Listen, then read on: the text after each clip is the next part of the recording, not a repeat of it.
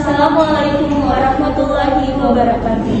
Perkenalkan, nama saya Dian Safira Nami dengan nomor induk 09412011-025. Saya Fitriani Samer dengan nomor LPM 09412011-016. Program Studi Farmasi Fakultas Kedokteran Universitas Hairun Harmadi. Nah, selanjutnya kita akan membahas mengenai komponen-komponen dari spektrofotometri UV vis. Nah, di sini yang pertama yaitu ada sumber cahaya. Nah, sumber cahaya tepat terletak di bagian sini. Nah, di mana sumber cahaya ini akan langsung mengarah pada wadah sampel.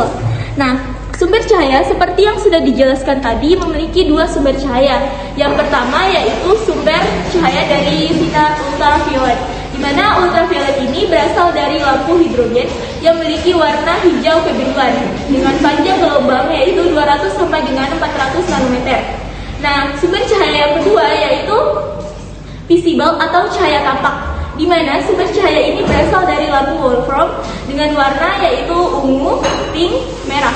Nah, di sini sumber cahaya ini memiliki panjang gelombang sekitar 400 sampai dengan 800 nanometer.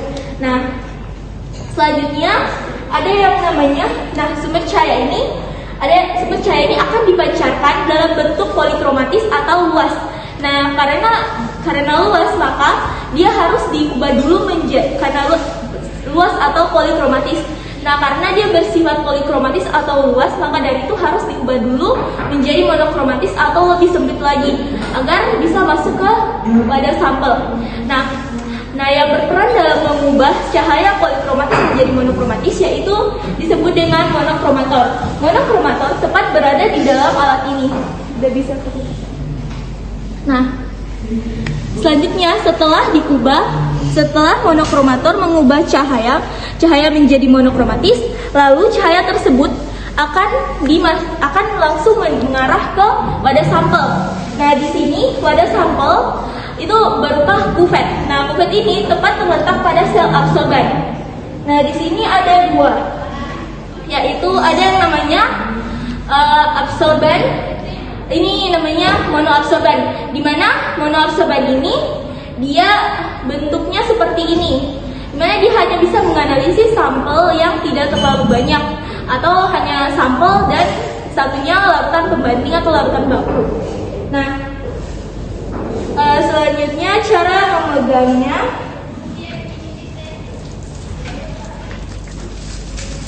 Nah, pastikan dalam memegang kuvet tangan kita harus di bagian atas.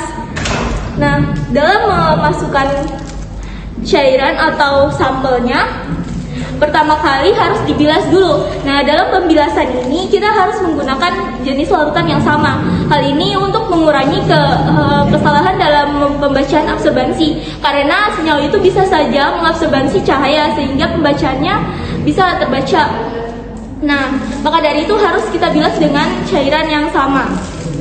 Nah, selanjutnya, dalam memasukkan wadah sampel, perlu sangat diperhatikan kesterilisasinya. Maka dari itu, kita harus membersihkannya sebelum dimasukkan ke dalam alat. Hal tersebut untuk mencegah adanya sidik jari yang tertinggal karena bisa mempengaruhi hasil. Nah, di sini, setelah bisa langsung dimasukkan ke sel absorbannya. Nah, selain ada monoabsorban, ada juga yang namanya poliabsorban. Nah, poliabsorban merupakan suatu wadah sampel yang dapat menganalisis beberapa sampel. Nah, tidak seperti ini, dia hanya bisa satu dan larutan pembanding. Nah, kalau poliabsorban dia lebih dari satu senyawa sampel.